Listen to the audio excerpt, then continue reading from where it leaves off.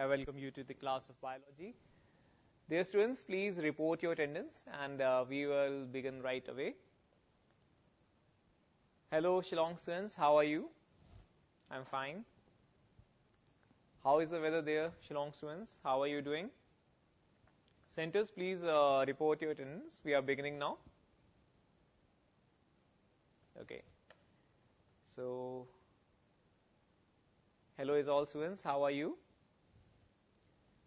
Dear students, we will be beginning today the last part of the chapter remains of the molecular basis of inheritance.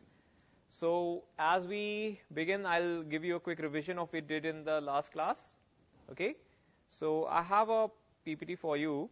I had made this PPT so that you can understand the basis of transcription translation. So let's begin. Oh, it was raining, I believe. Okay. So, yeah. I believe the Shillong is a city where it rains so much at the time of the years, and particularly this time, this is a very just a post-monsoon period. So it's unusual that it should rain at this time. But anyway, the weather would have been very cold by now, I believe. So yeah, you have winters right away, and in Delhi also the weather is it's a bit cold, but not too cold. So it's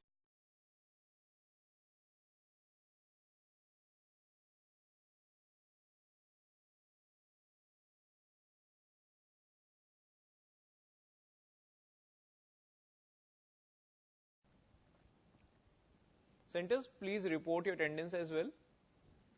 Please report your attendance. Okay.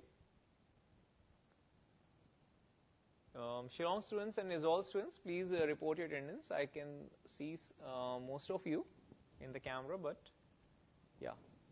Okay, 5. All right, Izol students. Thank you. The other centers, they will join. I'll ask them also. All right, so let's continue with the transcription and translation. So in the last class, we had discussed what transcription and translation mean. Transcription refers to the making of RNA from DNA, and this process is done only by single strand of DNA. The other strand is not used. So, okay, this PPT is not. Is it appearing on your screen? Not yet. All right. Just give it a time. I am asking them to do that.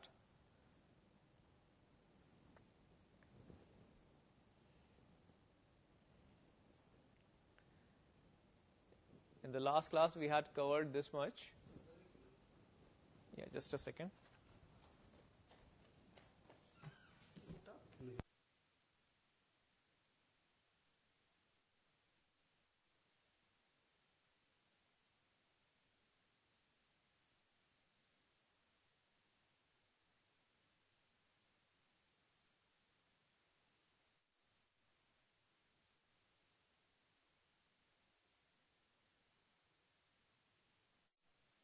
Please wait a bit, students. Just a second.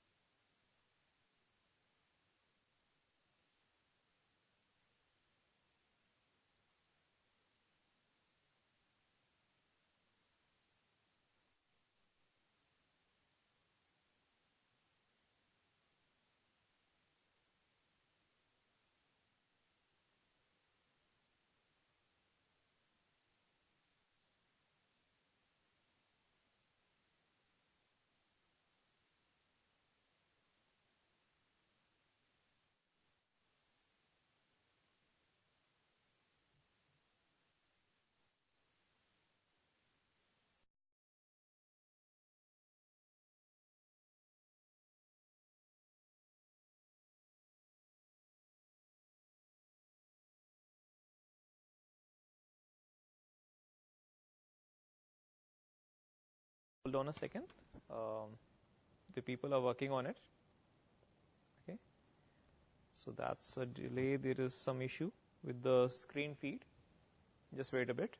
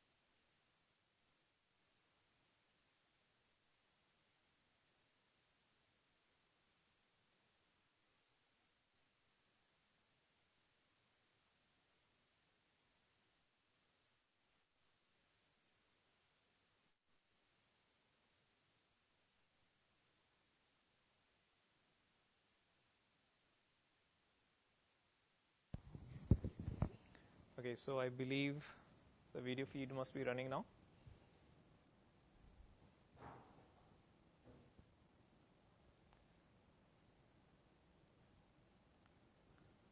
All right, so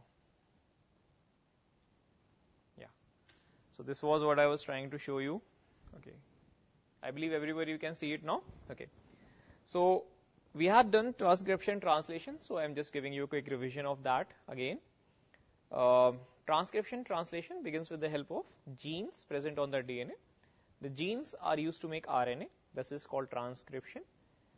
Transcription makes messenger RNA. Messenger RNA comes out from nuclear pore, goes to the ribosome, makes the protein. And the process is very complicated. What I have just told you, it is the brief summary. So we are expanding this summary now. Messenger RNA has some specific base sequences. These are used to make particular amino acid sequences, and these amino acids will be later joined together to make the protein. Alright, so these are the sequences, and these genes that are present there, gene 1, gene 2, gene 3, a group of genes that is expressed together, it is called operon. Regarding operon, I have already told you what it is. Operon we'll just see in about 5 minutes from now. And transcription begins on only one strand of the DNA, and we make RNA out of it. After making the RNA, the sequences that are being made, the RNA sequences that are being produced, they are used to enter into the ribosome, and this entering is called translation. Translation helps in making the protein. Not actually helps, it is the only process that makes the protein, and begins with the start codon ends with the termination codon. So the termination codon, these are 3 codons, but initiation codon is only one, which is AUG sequence. There are two binding sites in the RNA, both for each amino acid and the transfer RNA. And there is a catalytic site present between the two transfer RNA binding sites, and it is meant for helping in forming the bonds between the two amino acids. So regarding this, I can tell you, here is the first amino acid, here is the second amino acid. Suppose it is valine amino acid. So this catalytic site, it will help in forming the peptide bond between this two amino acids. So this is called the peptide bond.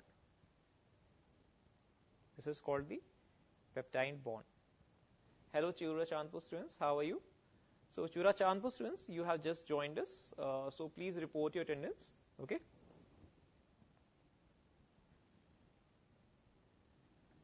Okay, so this was what I was just trying to tell you, and this is the place for transfer RNA. This is transfer RNA, the blue colored molecule that is expressed on the left side here. Both transfer RNAs are attached to their respective amino acids, and these two respective amino acids, they will form the peptide bond. Then this chain will move further, amino acid will be formed, chain will move further. So methionine and valine, they are moving further. After that, next amino acid, suppose it is, next amino acid is histidine. Okay, so histidine amino acid, it will be attached to another transfer RNA specific for that molecule. So the transfer RNA molecules do not join together. Only their respective amino acids, they will be joining together. HIST, okay, or HIS, okay. Sir, the slide is way too fast, okay. Yeah, okay, all right, no problem. Just a second. Chura Chandpur, actually you have just come a bit late. I was just recapping you. All right, so now you can see it. All right. All right, so Izol, Shillong, you have reported attendance. Chura Chandpur and the other centers, you please report your attendance. I'm playing the slide again, don't worry. I'm also going to give you this slideshow. Okay. So what I was trying to tell you is, for the students that have just joined me today, right now, DNA is used to make RNA. RNA comes out from nuclear pore, goes to ribosome, and makes the protein. Protein is the yellow colored part shown in this diagram here. Okay, and there will be a ribosome present here somewhere.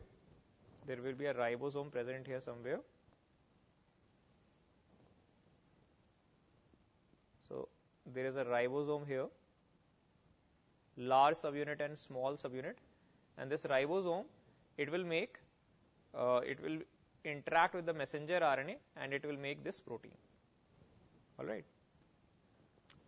Ribosome consists of two subunits, and the messenger RNA, it consists of a sequence of nucleotides. These are A, U, G, and C. 4 nucleotides are used to make all the sequences that are present here. All right. And transfer RNA is the substance which brings the amino acid. So using these 3 materials, we are going to make every protein that exists in our body. Using these 3 raw materials, we are going to make every every protein in our body.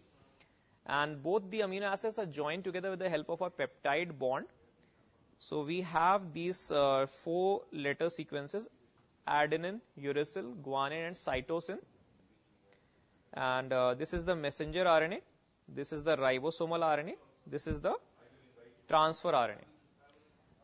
In the next slide, you can see here, this is the process of transcription. And in the transcription process, there are 3 genes, gene 1, 2, and 3. We will open only one strand of the DNA, and only this one strand of DNA, it will be used in making RNA. The other strand is not used. This strand, not used. It is the coding strand. Coding strand. It is not used to make RNA. But the non-coding strand, this will be used in making RNA. Non-coding strand is used in making RNA. All right? So this is the thing. Okay? Now let's see what is the enzyme being involved here. This enzyme here right now here,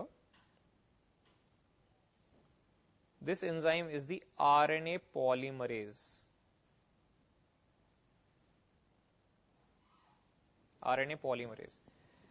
RNA polymerase reads the information present on the non-coding strand to make a sequence of messenger RNA. Okay, but messenger RNA is directly not formed, because messenger RNA will be formed once the newly formed RNA, it undergoes splicing. Splicing happens in eukaryotes only. In prokaryotes, it is not done. Also, there is a process of capping and tailing. Capping and tailing I have told you in the last class. Okay, last class and last to last class I told you what capping and tailing is all about. Capping of methyl guanosine and tailing of polyadenine tail. Okay. So after transcription is being completed, the termination of the messenger RNA forming, or the termination of making the RNA from DNA, it happens at a point called termination site where a stop codon is attached. Stop codon is the place where there will be information for making no kind of amino acid. So when no kind of information is present for making this type of amino acid, no transfer RNA will come, nothing will come. Okay. So as soon as the RNA polymerase reaches this point, it reads that there is no amino acid for this information. So it immediately becomes separate, detaches from the DNA strand, and it will attack a new DNA to make new RNA. So the conclusion is, we are using RNA polymerase, we are using DNA, we are making RNA. Okay, and the completed messenger RNA molecule will be moving from the nucleus to the rough endoplasmic reticulum for the translation process. All right. So I can move into the next slide, I believe. Okay. So translation was the main thing. Translation helps in making the protein.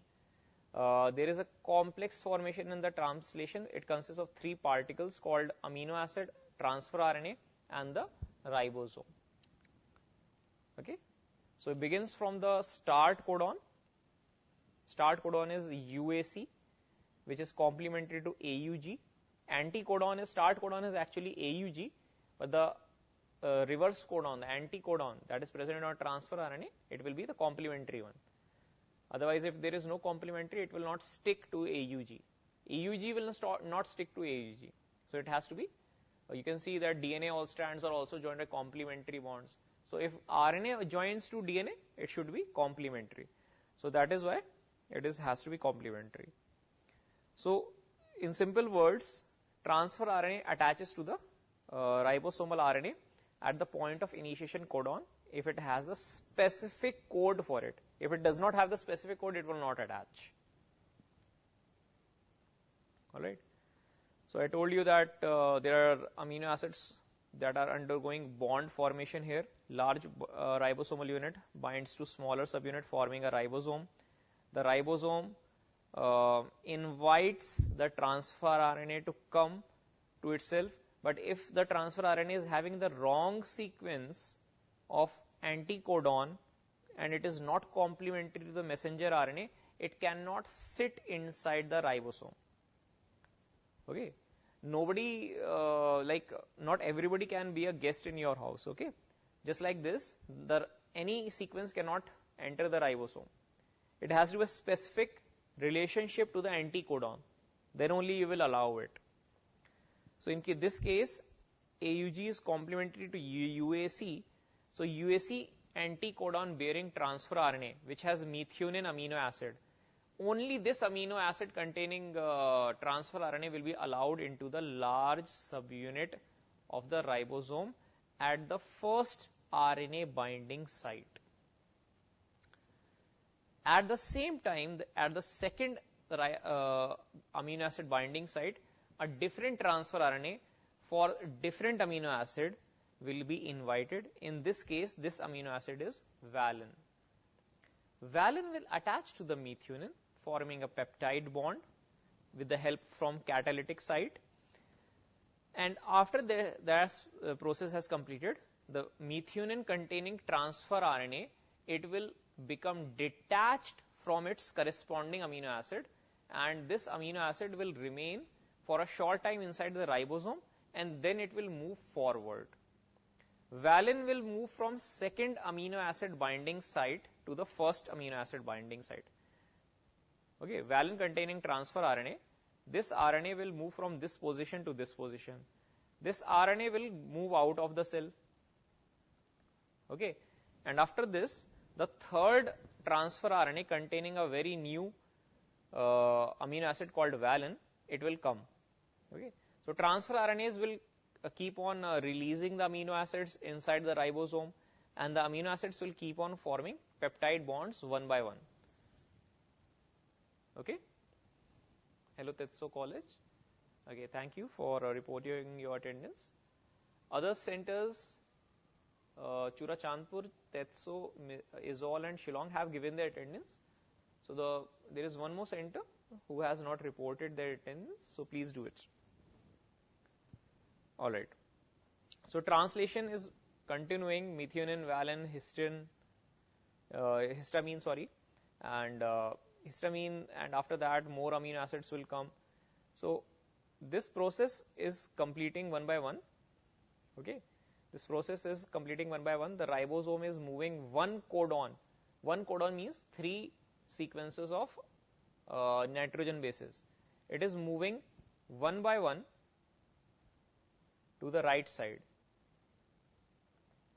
Okay, and along with this movement, the protein chain is also forming. The polypeptide chain containing amino acids, it will be also formed. And transfer RNA that is being released, it will bring new amino acids when it gets ATP. It will find another valine, another partner for itself. Okay. In this way, when the translation is completed, just a second.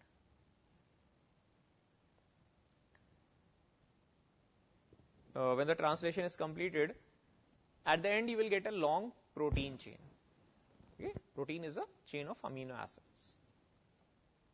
Okay, and up till what time will this process happen? Until the ribosome reaches the stop codon. When it reaches the stop codon, it will immediately release all the amino acid chains. Okay, so this is another way of representing what we have just seen now. Okay, there are 2 strands of DNA, but we will make make use of only one DNA strand, make messenger RNA, then invite transfer RNA, and transfer RNA will bring the amino acids to the ribosome and it will form proteins. Okay, so I hope you have understood this concept. I would also explain to you the concept of mutation, that mistakes in DNA reading can cause mutation. So mutation can affect few cells also, more cells also. Okay, and point insertion and deletion are the 3 types of mutation that I told you about. Point and deletion mutation, insertion and deletion mutations are more harmful because they will change the whole sequence of amino acids up till the last point. So totally different proteins will be synthesized and the organism will almost immediately die. But point mutation is not so much harmful because one amino acid is replaced by another amino acid. One amino acid is replaced by another amino acid. Okay. So the thing is, it is not that much harmful as compared to the other types of mutation. So if the sentence is like the fat cat sat, due to point mutation, it will be THA fat cat sat. It is still making some sense. But in insertion and deletion, it is not making any sense. Okay. So these are some examples of hemoglobin mutations. And one mutation is very harmful. It is a sickle cell anemia. Okay. So it is happening due to a point mutation actually. So up till this part, I believe you have done well. Okay. Now let's come back to the thing that we are considering in the last class, the Lac-Operon model. Okay. So we had studied that Lac-Operon basically refers to the control of gene expression. Okay. And some genes are expressed at some time, and not all genes are expressed at every time. So we need to switch on and switch off genes at particular times. All right. So Jacob and Monod discovered this phenomena, that how the genes are controlling protein formation or enzyme formation or making anything generally. So operon basically refers to a group of genes like gene 1, gene 2, gene 3, or maybe gene 4 also, or maybe just 2 genes. So some genes which work in combination with each other, they are called operons. They are making some their appearance at the same time. Normally they are found only in prokaryotes. So up till now what we know about Lac-Operon is that we have studied these models only in bacteria. Okay. So gene regulation, for example, in Lac-Operon consists of 3 genes making the process of breaking down lactose. So one enzyme is beta galactosidase, and it makes glucose and galactose. Okay. So E. coli can use a variety of food substances, but if lactose is being broken down, so it has to be hydrolyzed. So these all these 4 situations I had explained to you in the last class. Okay. And when lactose is absent, the repressor protein is blocked. When the repressor protein is blocking the operator site, the RNA polymerase cannot act on the structural genes Z, Y, and A. Yeah, now it is clear. The RNA polymerase in this situation cannot act on Z, Y, and A. Okay. So why is it happening? Because repressor protein wants to go here. It wants to go here, but it cannot go here.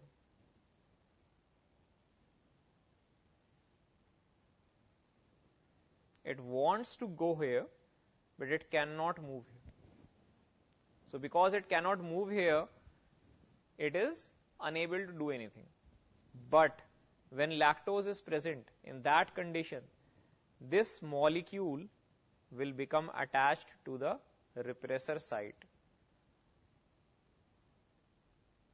This molecule, it will become attached to the receptor site. As this is happening,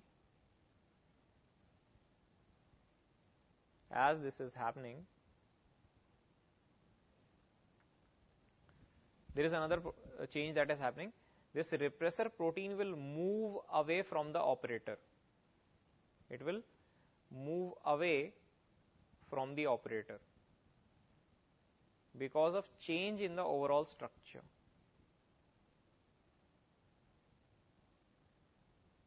Change in the overall structure.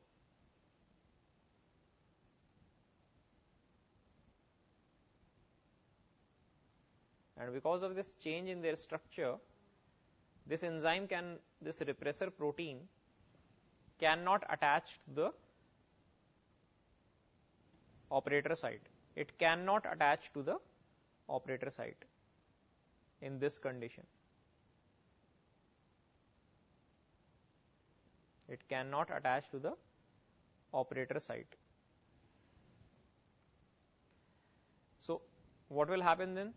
In this condition, the RNA polymerase will move across the structural genes, and in this direction it will continuously keep moving.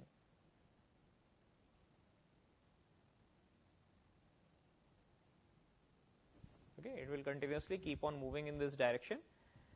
It will make something from Z, something from A end, something from Y.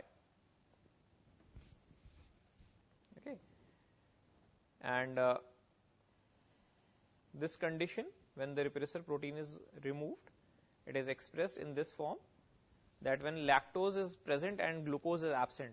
In this condition, another thing comes, it is called activator protein. And in the presence of activator protein, transcription will happen. Transcription will happen only in this condition. In the previous condition, this enzyme will start to make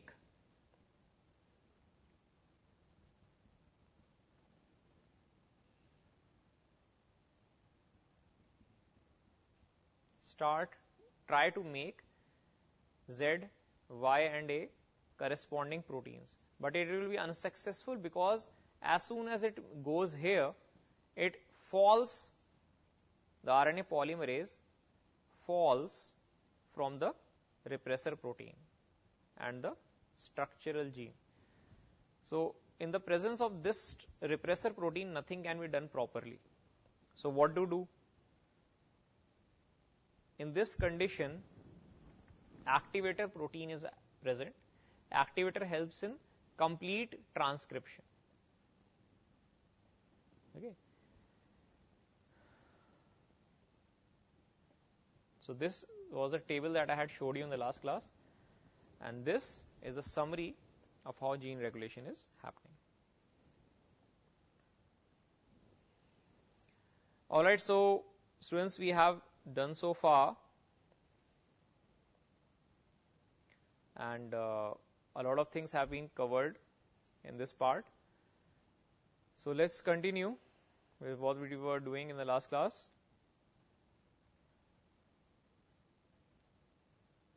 Okay. So regulation, I had taught you everyone that regulation is the ability to control the expression of genes. It can be done at 4-5 levels. Okay. And beta galactosidase enzyme is an enzyme made by E. coli for breaking down lactose. But if it is not present, then there is a lot of problem for E. coli. It cannot waste the resources. Okay.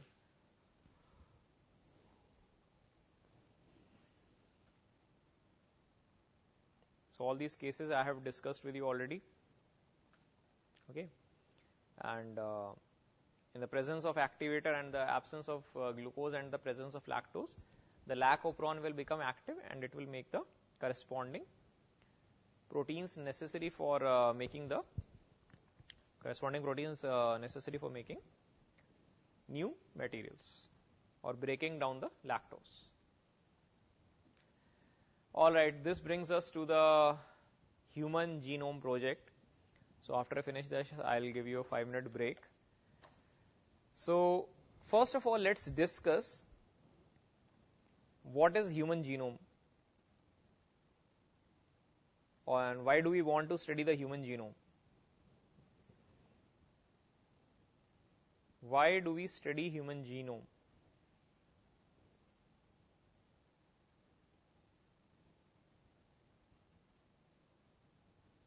Why do we study human genome, students? Can you please tell me?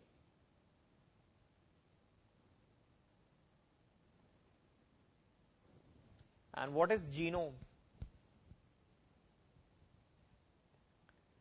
And what is genome?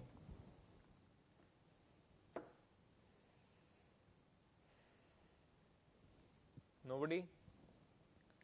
Can you please try? What is genome?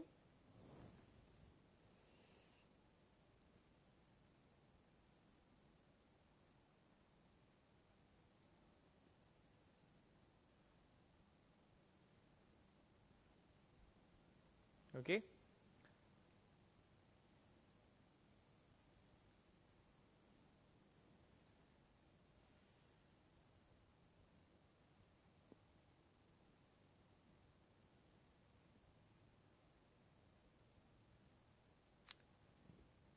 Nobody.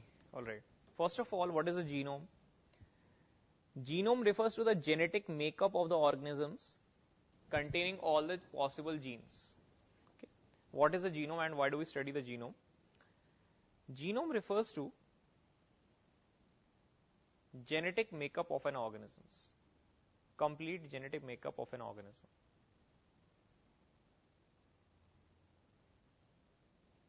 Yeah. Genetic makeup of an organism, the organisms making those, like every organism has some characters, and these characters are due to genes. Okay. Complete genetic makeup or material of the organism.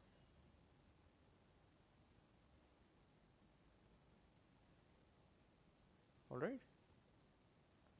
This is how you will define genome. And why do we want to study human genome? Why do we study human genome?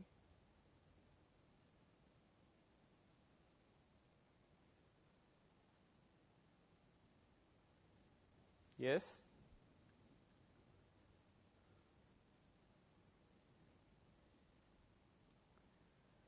Why do we study human genome? Anybody? Why do you want to study human genome? We want to study, look, it plays a major impact in the field of medicines, biotechnology, etc. Yeah, of course, it does. Look, why do you study rules? For example, if you are playing a game, so if you straight away get involved in a game and you do not know the rules of the game, it becomes very difficult to play it. Similarly, we want to treat human diseases, but we do not know the exact rules of this game. Okay, yeah, diseases also have some specific rules, and they happen because some rules exist in our body, and the viruses, bacteria, and some nasty genes, they know how to break these rules. So we study the rules so that we can also learn how to break them or to bend them. So if you, for example, if there is a rule in your school that nobody will stay awake, suppose everybody has to sleep in the school, a hostel or something, and if you have a rule in your hostel that nobody will sleep after 10 p.m. Sorry, nobody will sleep after 5 a.m. or everybody should go to sleep at 10 o'clock. So then you will find some ways to understand the rule and to bypass it. For example, I knew of an hostel, and there the sisters, they were so strict that we had to switch off our mobile phones and everything, and so and so. So they used to take our mobile phones away, and we had to sleep at 10 p.m. Exactly. So everybody wanted to break the rule. So first you have to study the rule, that the rule is you have to submit your phones. So if you submit your phones, then there is no way that you can stay awake for a long time, right? So we found a way to do that. We used 2 mobile phones, and we submitted the cheap mobile phone to the sisters, and the sisters, I mean the Catholic sisters, and we used the other phone to stay awake at night for 1-2 hours at least.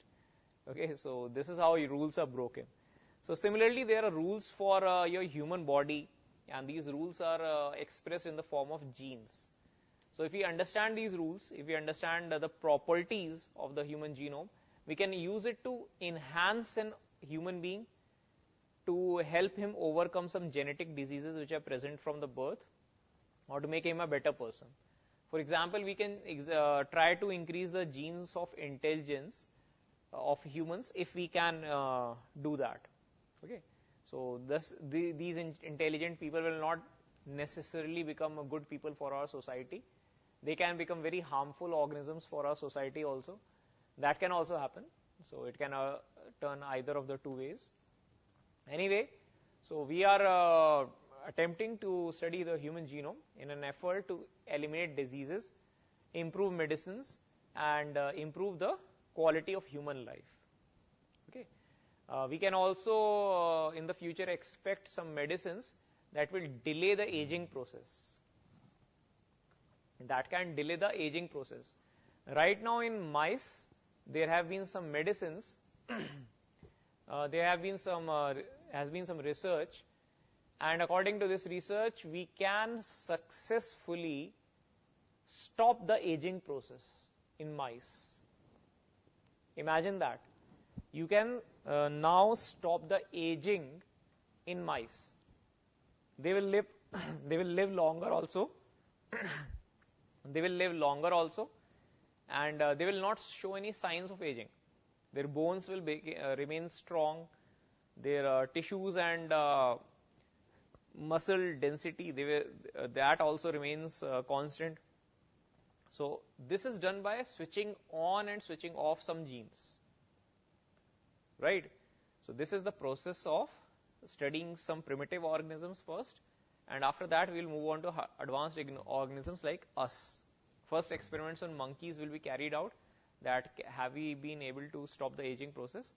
Then in case of humans, these trials will be conducted to see if it is really effective, and is there any way of reducing the age, right? Reducing the age or stopping the aging process. So that is going to be very helpful, right? So why do we study human genome?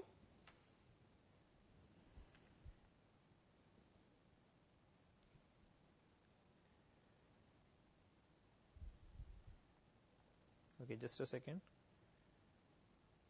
All right. So please write now, why do we study the human genome?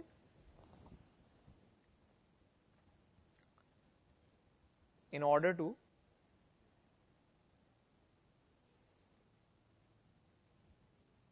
understand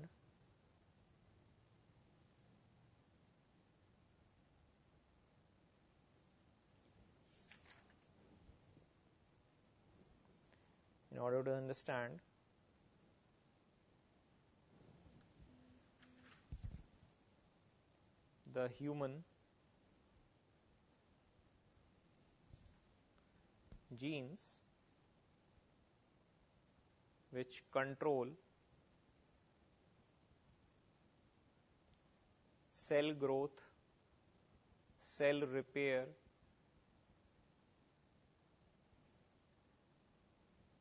cell repair,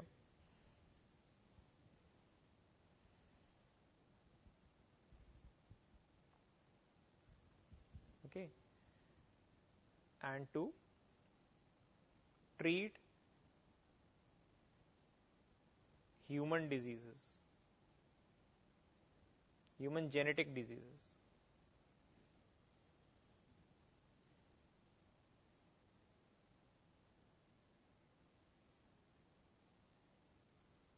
Human genetic diseases.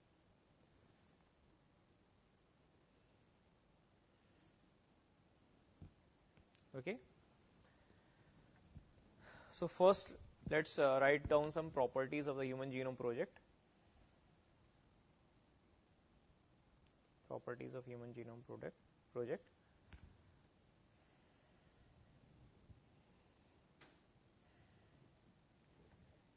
Human Genome Project HGP was launched in the year 1990. Was a mega ambitious project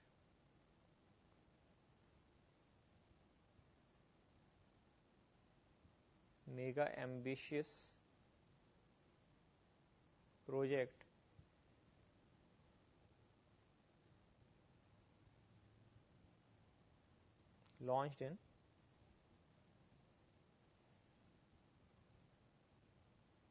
1990. Okay.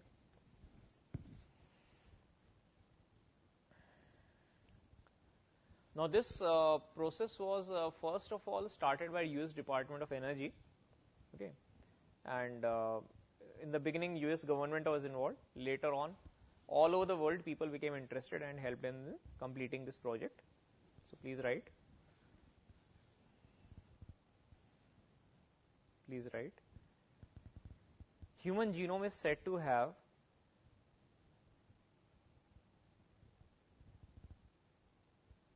human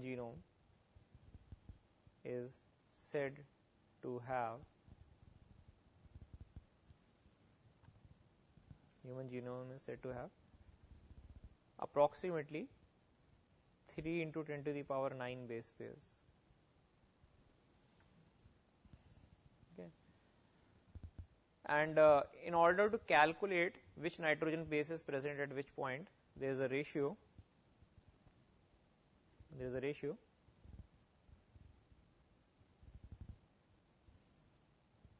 Okay. 3 into 10 to the 9 base pairs. Okay. The cost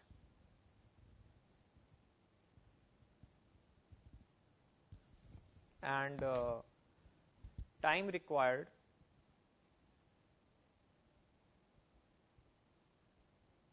in human genome project was very large.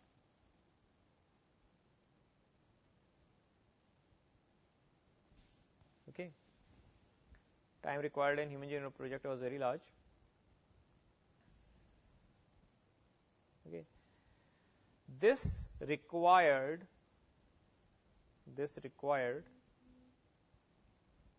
a rapid development in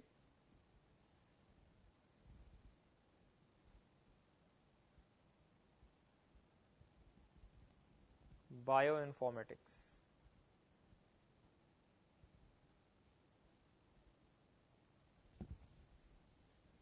Okay. Bioinformatics is a new area of biology that you will study later.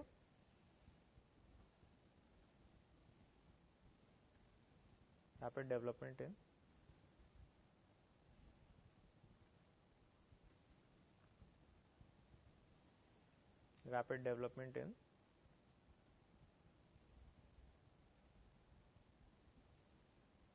new area of biology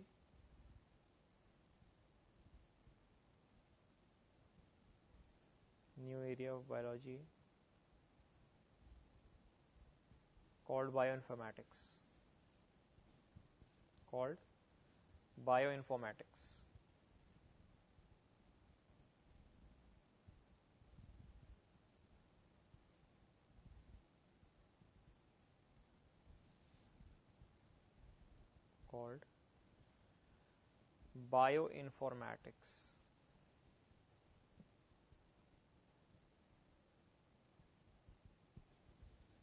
Okay. All right. Now let's write the goals of human genome project.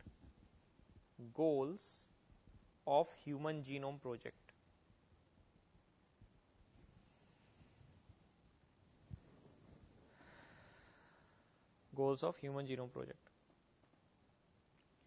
First goal is to identify all genes in human DNA.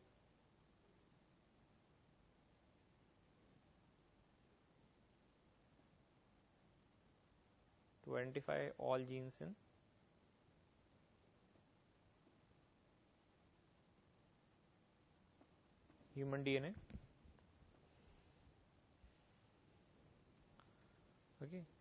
And next point is to determine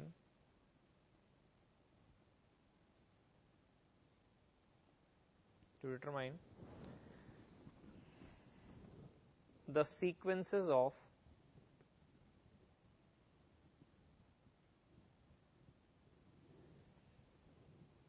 three billion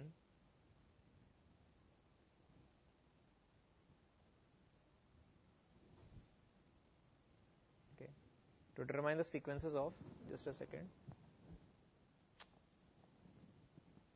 to determine the sequences of 3 billion. Look, 1 billion is 10 to the power 9. 3 billion chemical base pairs, the nitrogenous base pairs, chemical base pairs that make up human DNA.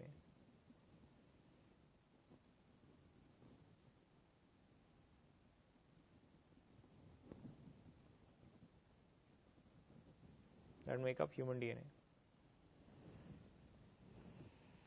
Now, the next thing is we want to store this information in databases. So this database can be accessed by anyone in the world. To store this information in databases.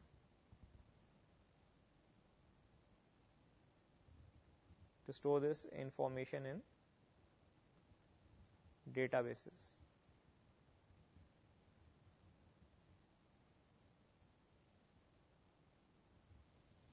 Okay. Next thing is improve tools for data analysis. Improve tools for data analysis.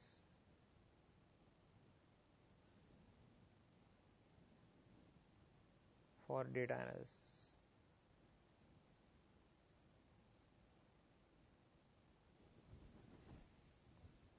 Improve the tools for DNA data analysis.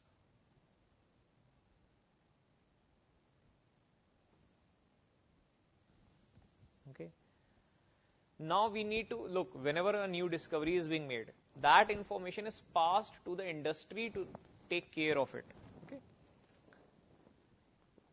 To pass the related technology to industries, related technologies to other industries.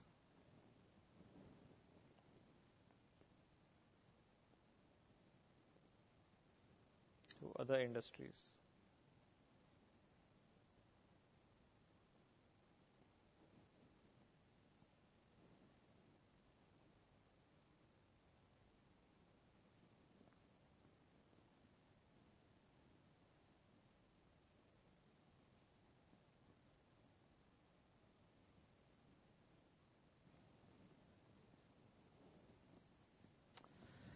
Okay, so let me give you an example.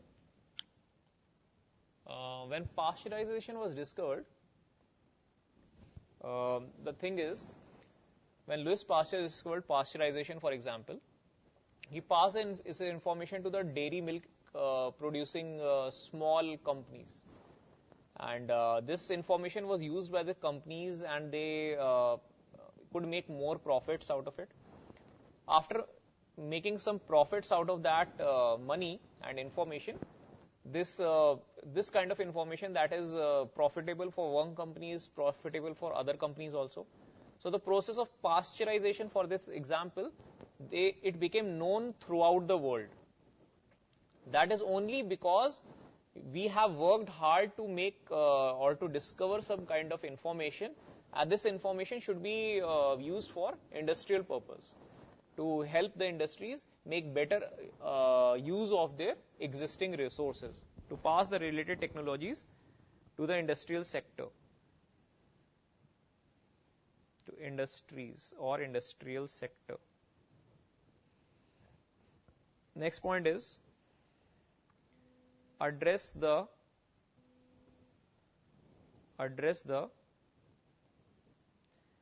ethical, legal, social issues, ethical, legal and social issues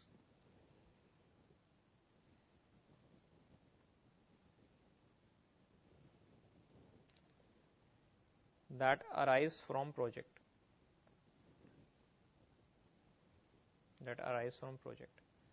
It means that suppose we make a human being who has super resistance to AIDS, super resistance to cancer, and maybe he is an invisible person also.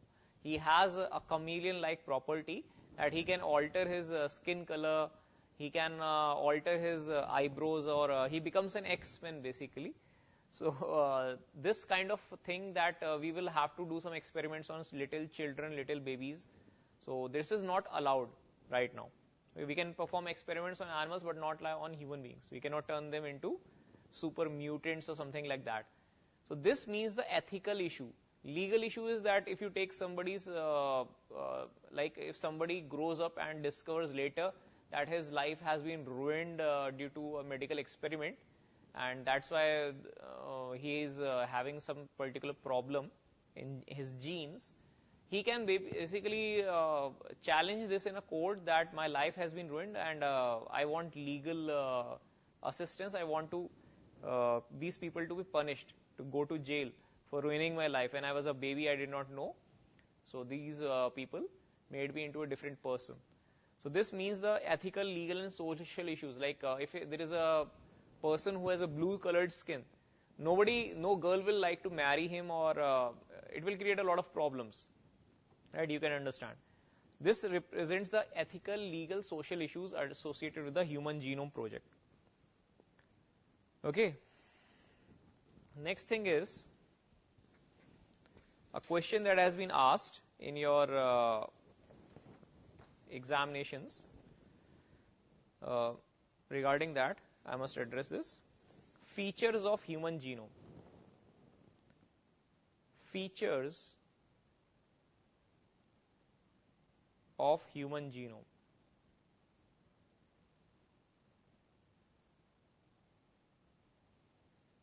What are the salient features of human genome? So the features of human genome are: human genome contains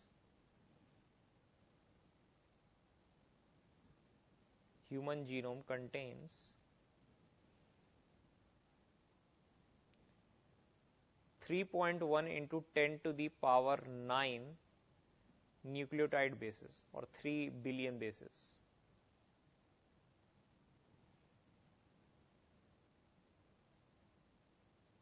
Nitrogen bases, I mean.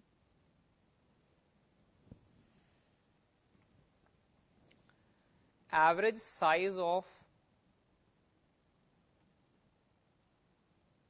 human genes,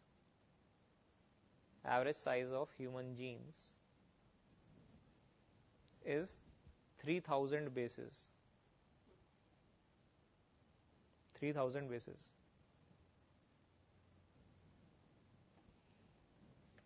Okay. And largest human gene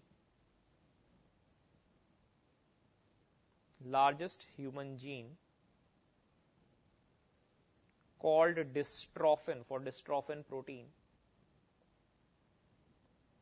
called dystrophin,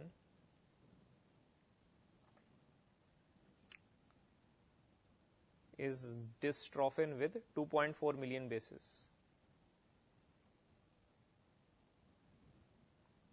With 2.4 million nitrogen bases, or 2.4 million bases. So this is exceptionally long, exceptionally huge. Okay. Now the very important point: what is the total number of genes in human genome? Answer is 30,000. If 30,000 is not given in your options, you will take 25,000. So please write the total number of genes in human genome is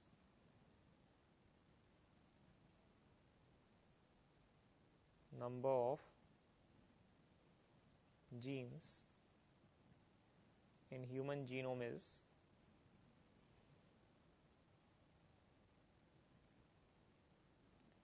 2.4 million. Sorry, not 2.4 million, it is 30,000. Sorry, 30,000. Okay.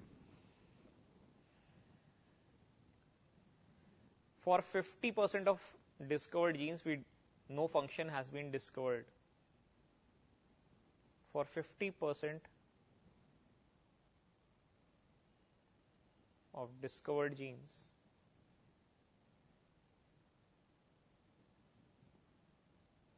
or 50% of discovered genes, functions are unknown. Functions are unknown.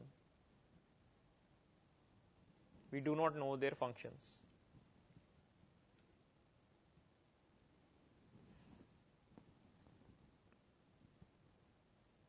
Okay. Fifth point, chromosome 1 has, very important point, chromosome 1 has most genes, most number of genes are present on chromosome 1. It has 2968 genes, while Y chromosome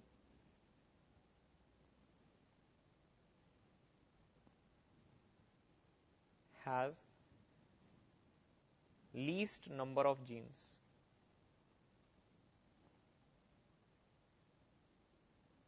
Has least number of genes. Answer is 231.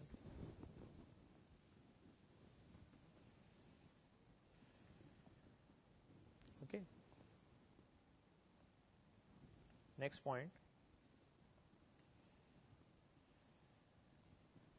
Repeated sequences are common in human genome. Are common in human genome. Okay. Next point.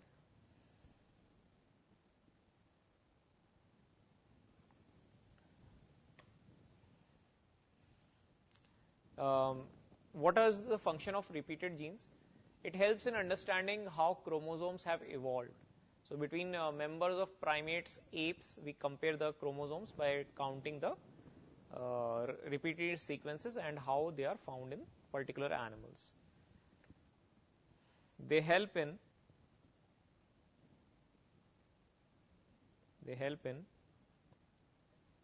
understanding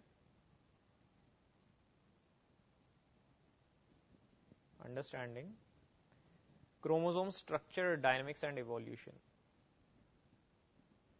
Chromosome structure,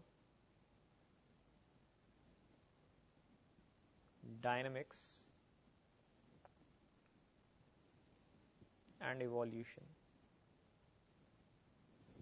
Okay. Next thing, about scientists have identified. After this, I'll give you a break. Don't worry. I understand you people are writing too much. I understand. Scientists have identified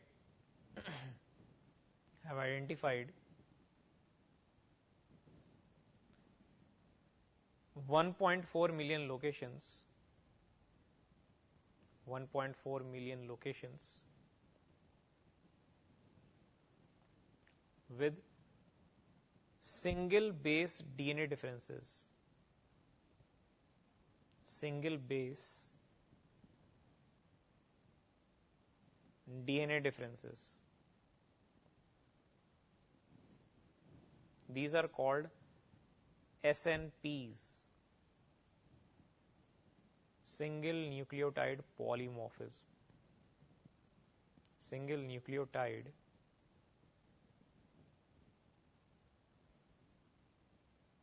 polymorphism.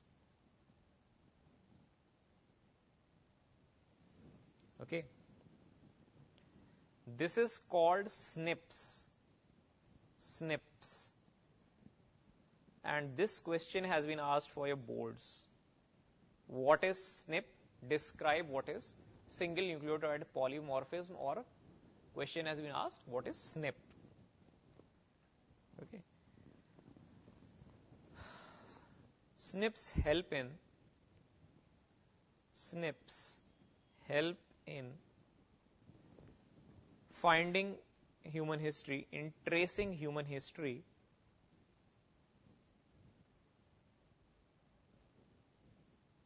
tracing human history, and finding disease-associated sequences on chromosome. Disease-associated sequences on chromosome.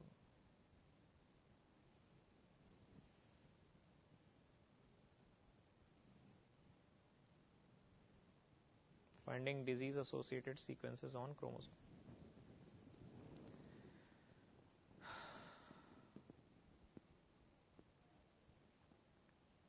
Okay. Then there are three, four more points, like first prokaryote in which genome was sequenced was Haemophilus influenzae. First eukaryote in which gene sequence was discovered was Saccharomyces cerevisiae or yeast. And first plant was Arabidopsis thaliana. First animal in which genome was completely sequenced and discovered, it was Caenorhabditis elegans, a nematode. Okay. Last point of this chapter. Smallest gene in human genome, smallest gene is TDF gene. Okay. Longest gene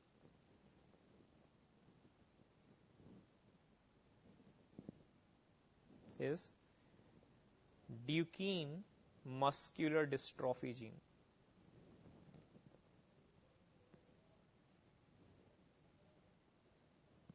Muscular dystrophy gene. It is 2400 kilobase pairs, KBP. TDF gene is 14 base pairs.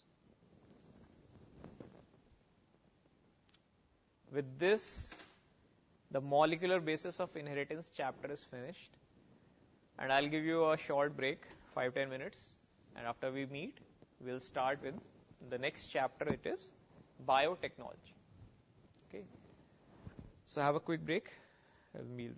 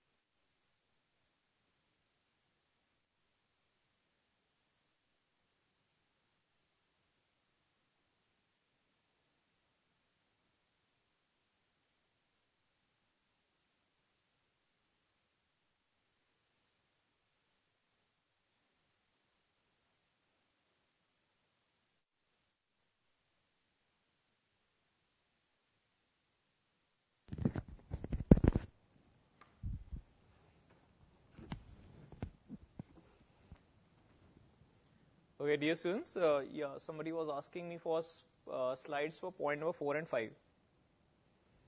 So, yeah, this is slide for point number 4 and 5. Okay.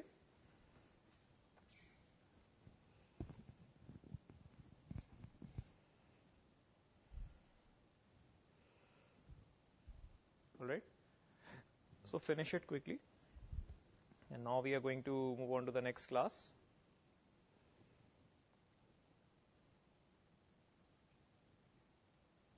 Okay.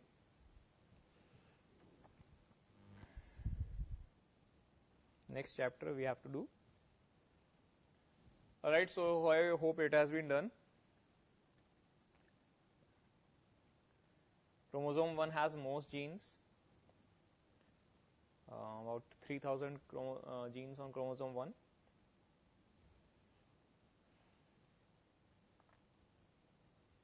Okay. All right. So, please put the heading of the next chapter now. This is biotechnology. Okay.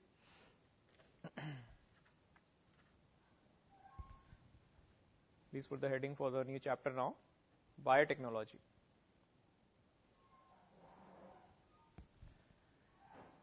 Biotechnology.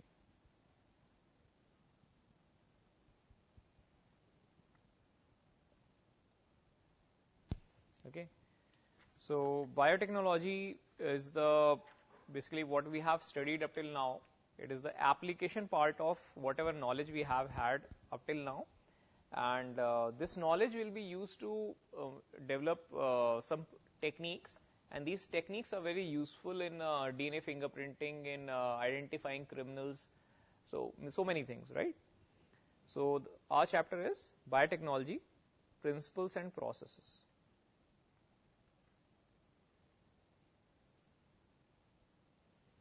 Principles and processes.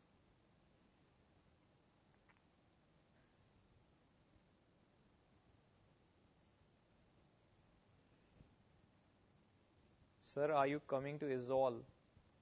I really want to. You can request. Yeah, you can request the coordinators, and maybe I can fix a day. My schedule is quite busy.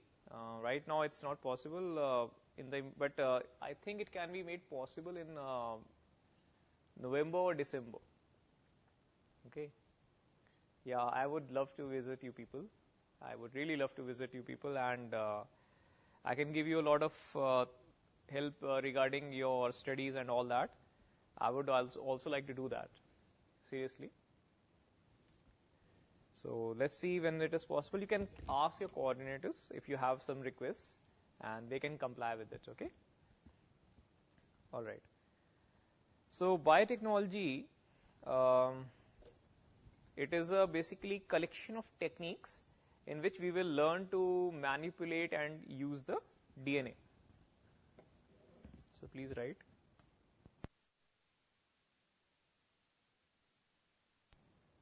Biotechnology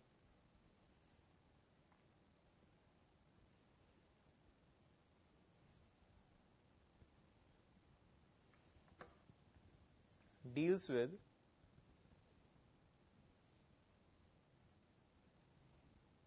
techniques of using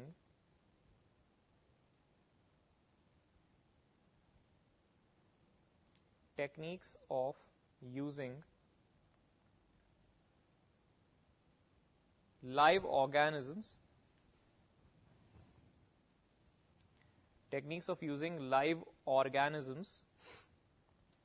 to produce live organisms or enzymes, techniques of using live organisms or enzymes from organisms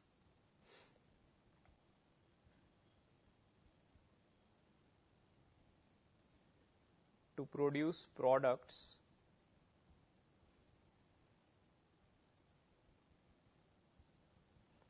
and processes useful to humans. products and processes useful to humans.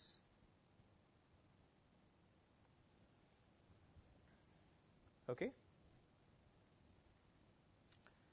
Now there are two basically branches of biotechnology, you can say. One is the old or the traditional method of biotechnology. The other is the modern process of biotechnology. The old traditional method of biotechnology, basically what is biotechnology? Using bacteria, using live organisms to make something that is useful to human beings, right? Yeah, I understand you. Look, I have this. Okay, just a second. Yeah, is all students, I understand how much you want live interactions. The thing is, live interactions really help in understanding the students better. And I have this tendency that when I see somebody in person, I can really understand what they want to become and what are their weaknesses. So yeah, I really understand the things that you people are going through. And whenever I come, I will surely come. Okay. I cannot say when exactly, but surely there will be a schedule fixed for me when I will have to come to visit you. And in that time, I'll try to find out what are the areas in which you need specific improvement. So it will be a very fruitful session. I will like to spend a lot of time with you. If it's a short interaction, it won't be very useful.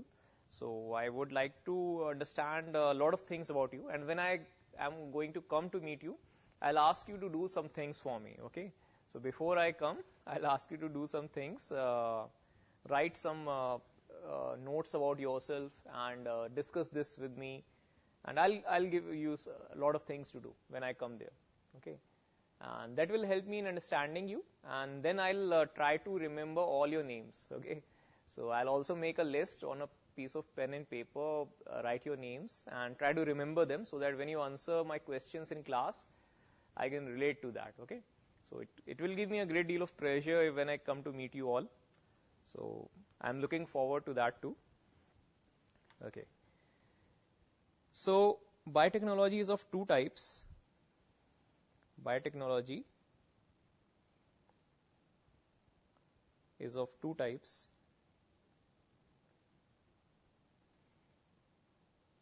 The first type is the old biotechnology. Old or traditional biotechnology.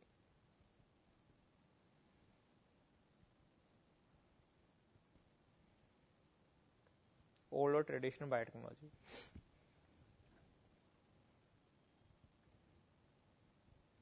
Okay, so you are saying that please come before NEET exam or we will never be able to meet. Students, thing is, I want to meet you, but thing is, I have a lot of classes.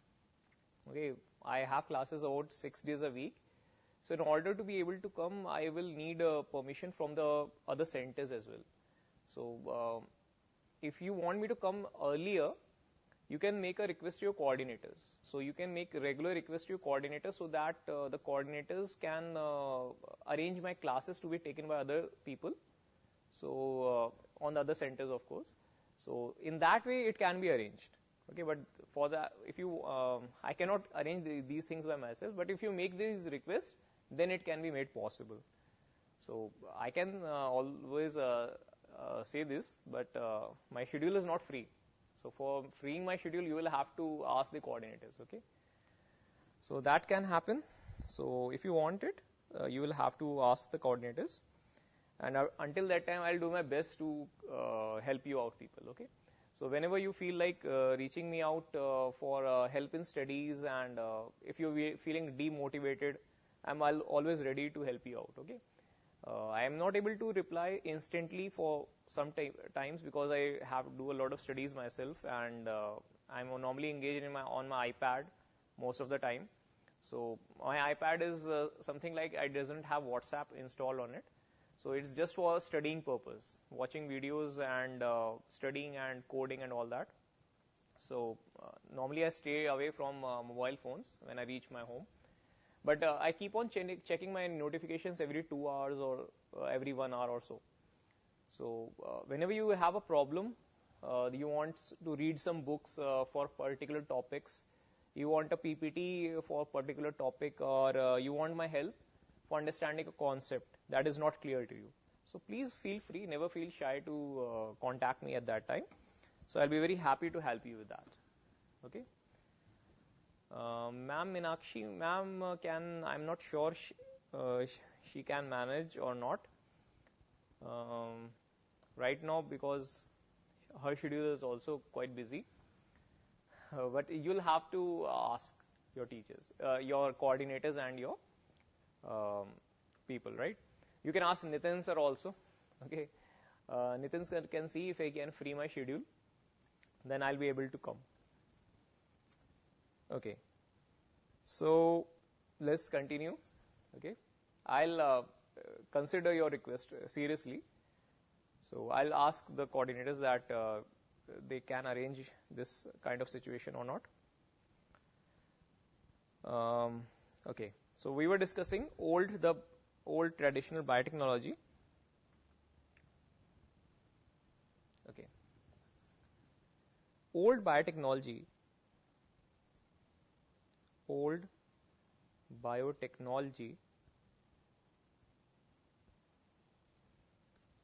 is based upon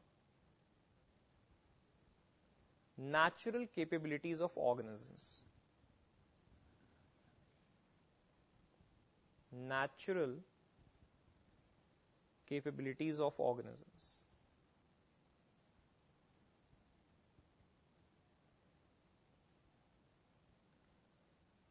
Okay. Microorganisms, sorry. Based upon natural capabilities of microorganisms. Okay. So there are some things like making yogurt, making cream, curd, so many things, right? All these things have been made possible by the activities of microorganisms. Okay. So can you give me some examples from your daily life? First, let me write some examples. Can you think of some examples where biotechnological application is being used in your daily life? Formation of citric acid. Besides what I'm writing on board here, formation of citric acid. In medicine, no. Okay, so let me think. Are there any Naga people here? Naga and Mizo people. You have a, yeah, Naga people, if you are there, Naga girls or boys, there is a traditional way of preparing pork in your culture. It's called Naga pork, and I think, yeah, in this method of preparing pork, you have to take the meat or the pork, and it is acted upon by some bacteria. Okay, and in this process, you can keep this pork, the pig meat or any kind of meat, for a very long duration of time. Okay, there is a traditional way of preparing the pork in Northeast. In Naga cultures, I have heard about it. So because I had some boys who knew about this. So they said that we have a way of preparing meat in this way. So what we do is we take some meat and apply some bacteria from curd. Okay, curd or some other materials. Basically, you can use fermented bamboo also. So fermented kind of materials are used to make a thin coating on the surface of the meat. This meat can, if you, the basic principle of this process is, if you use one type of bacteria that is non-pathogenic, this non-pathogenic bacteria, if you apply it on the surface, it will not allow the pathogenic bacteria to grow over it. Okay, yeah, Chura Chandpur students have responded. Yeah. In antibiotics, of course, alcohol bread, yes. And in meso, it's called sathu. Yeah. Okay, yeah, you know better. I'm not aware of the local term, but thank you for telling me. So it's called sathu. Yeah. So whoever knows sathu, they can tell their friends what it is. So these are the ways of preparing some traditional delicacies. So I'm not a meat eater, but I know all sorts of things. And you people love mango pickles also, I believe, right?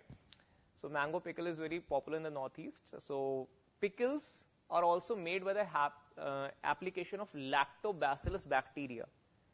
The sweet taste of mangoes, it is turned into sour taste by the action of lactobacillus bacteria. Previously it was sour, less sour, but when it is acted upon by lactobacillus bacteria, it is turning even more sour. That is the principle of making pickles. Pickles are very sour because they have this lactobacillus bacteria which make lactic acid from lactose. Okay, so whether you are making dosa or idli or traditional, yeah, one more thing, bamboo pickle. Bamboo pickle is very popular in the Northeast, and it is used by making, it is made by using bamboo and fermenting it. I think all of you know about making the bamboo pickle. I also like bamboo pickle. No, I am not from the Brahmin caste. I am from the warrior caste. Basically I'm a Kshatriya. Yeah, I am not from the Brahmin caste, but I used to be a non-vegetarian, but I voluntarily gave my habit of eating animals, and now I'm a pure vegetarian. So that happened many years ago. I used to be a non-vegetarian, now I am not, but I just know things.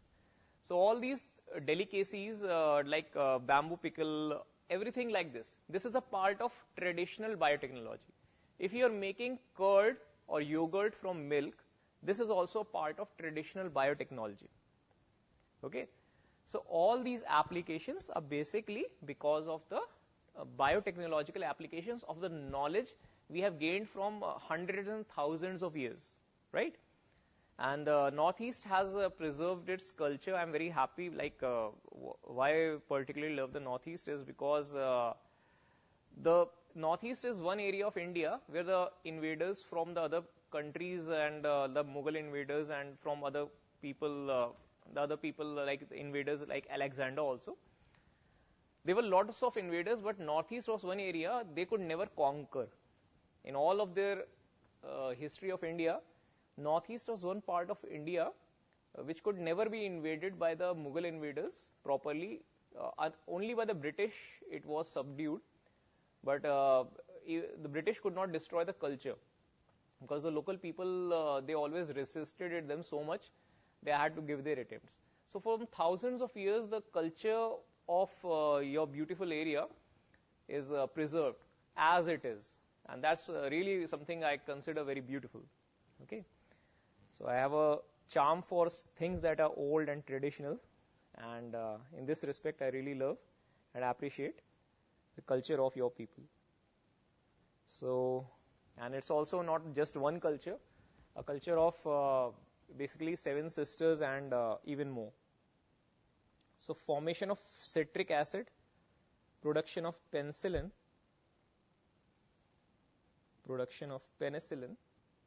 yeah, I do read mangas sometimes. Production of penicillin, it's time taking, but sometimes I do read a manga. And anime, I started watching anime since I was in college, but it was not so much because Dragon Ball Z was the only anime I used to watch. But after I went through my breakup and went through a phase of depression, I think I started watching anime seriously after that only. So after that I watched Naruto, Boruto, Tokyo Ghoul, There are so many animes I can list. So there are so many. Okay. So after that, I used to watch a lot of animes, and I still watch anime because I don't have a girlfriend. So maybe that's the reason I feel happier. Production of penicillin and making curd, bread, wine,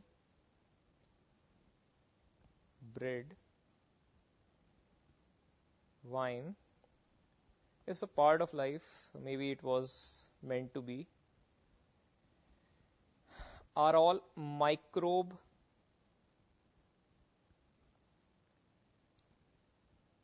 assisted processes and part of biotechnology.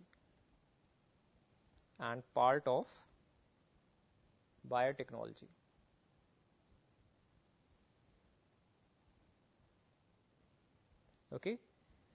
After that, we have to do the new or the modern biotechnology. And this is what is we are going to deal with this in this chapter. New modern.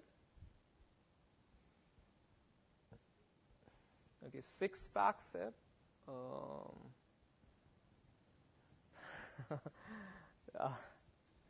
Look, everybody has abs.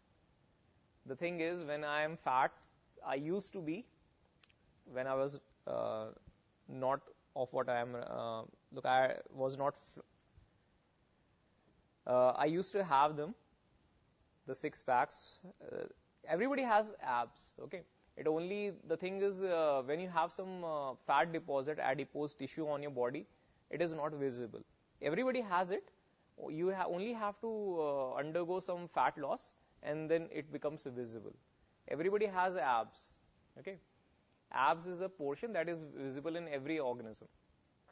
Even if you dissect a frog, even frogs also, you can see it has a 6-pack ab, right?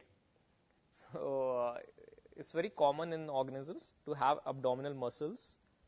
So I also had that, but currently it's not visible. Okay, currently it's not visible. New or modern biotechnology, it is based upon recombinant DNA technology. Recombinant DNA technology. Okay, and this recombinant biotechnology has enabled us to produce human insulin from E. coli bacteria. It has enabled us to treat many diseases. It has enabled us to produce very, very safe vaccines. Okay, so let me give you an example. There was a very fatal disease that had a very significant impact on human society, and this is hepatitis virus. It causes viral hepatitis, and it is very harmful and a very dangerous disease. So by current new modern biotechnology, we are making a vaccine that is so much safe that we can administer it to anybody and he will not get infected. Okay, I'll explain how it is done in the later classes. Okay, so I think it is time now, and in the next class when we meet, I'll give you a PPT. I'll show you some things also, so it will be helpful for you to remember all these complicated concepts.